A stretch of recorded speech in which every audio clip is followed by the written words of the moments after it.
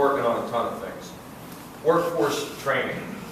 My view is we ultimately need to have an education system that taps into our children's or our grandchildren's passions.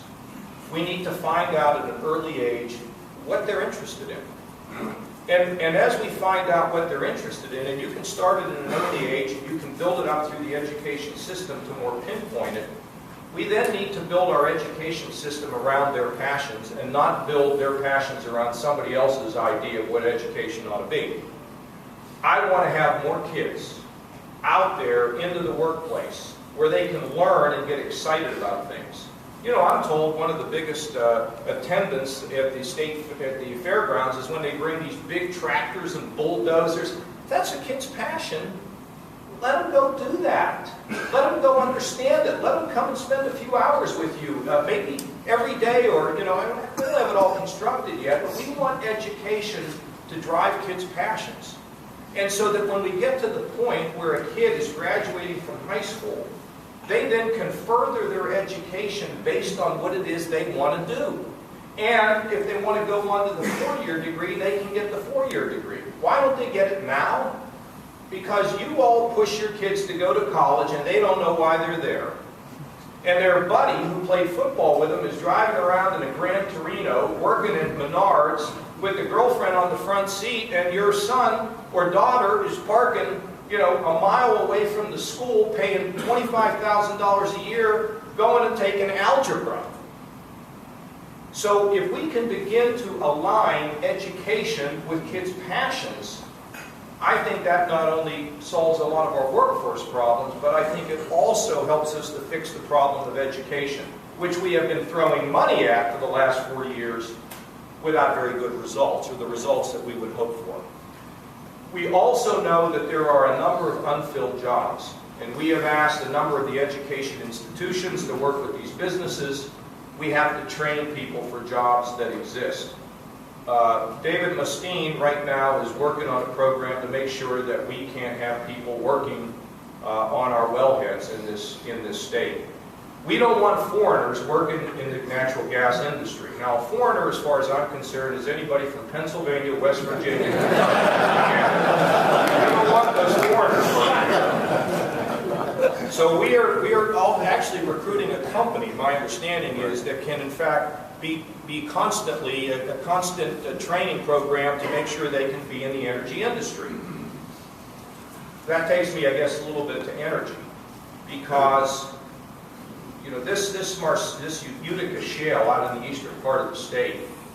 Anybody own any land out there in the eastern part of it? Check that man for a loan. Have they made any offers to you yet, sir? Oh, that's why he's smiling. Got a new suit you have on, too. Anyway, look, I think what we know is that there's 100 wells that need to be drilled to really know where we are. They've drilled 11. My understanding is the 11 that they've drilled have been pretty good. So we are going, you know, we got to get the rest of them done. There has been billions invested now. Certainly, yes. In leasing land out there, and that's great capital investment. All of a sudden, we got more money in Ohio. So beauty salons and barber shops and restaurants and hotels, and it's fantastic that there are people now starting to get some money, and outsiders are investing money in our state. If, in fact, we find what we hope we will find, which is dry gas in the east, wet gas in the middle, and liquids, or petroleum, oil, in the western part, we got a bonanza. And it's not just the drilling that matters. It's not just the people that work in drilling. But, you know, up there next to Republic Steel is U.S. Steel Tubular Division. You need pipes, you need pumps, you need compressors. That's directly related to that whole operation. But you also need processors to process the gas and to separate it. You may get a cracker facility which cracks the gas that's related to plastics. This could be really great stuff.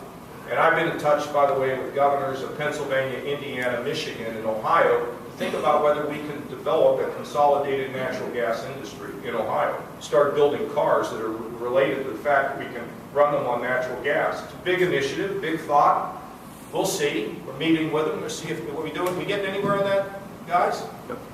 Making a little progress on that as well. And we want to create an energy policy in Ohio. If they can't figure one out in Washington, why don't we figure one out in Ohio that can benefit us? So energy is a big part of this. As I'm rambling through all this, I also need to tell you that in the budget we created a program called Jobs Ohio. Have you heard about that? I hope you have. We have replaced the economic, we can still have some economic development, but the bulk of economic development inside of the state of Ohio will be run by Jobs Ohio. This is a not-for-profit entity run by smart people. I mean, we're not going to send somebody out to talk to you about your materials if they don't have an idea what it is. And we want to have smart people talking to CEOs so that we can connect. I talked to the CEO of Sears yesterday. Do I think we're going to get Sears located here, their headquarters? Probably not. But you know what he told me? He said, the presentation that your folks have made to us has been stunning. They have been so good and so creative and so ahead of the curve. It's down to 3. Texas, Ohio, and Illinois. You know, in the past, we were selling hot dogs up in the stands. Now we got the bat in our hand and we're getting up the bat. And that's exciting because, you know, the more times you call on a customer, the better chance you have of getting the order. It's the same thing in this economic development. So we wanted to create an organization that can move at the speed of the market rather than the speed of the statute.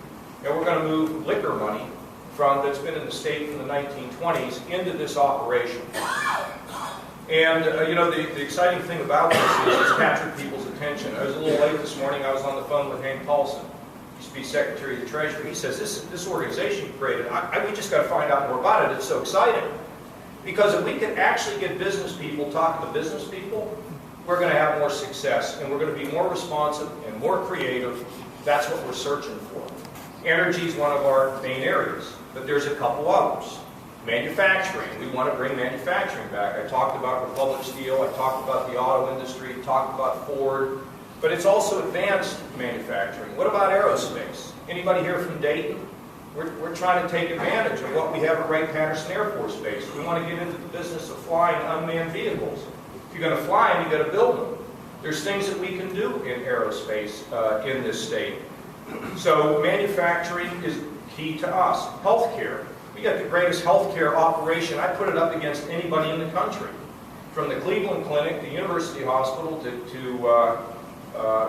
the fine universities up in Cleveland, down to Ohio State and all the unbelievable operations they're building at Ohio State, down to human performance medicine in Dayton, down to Cincinnati, the children's hospitals.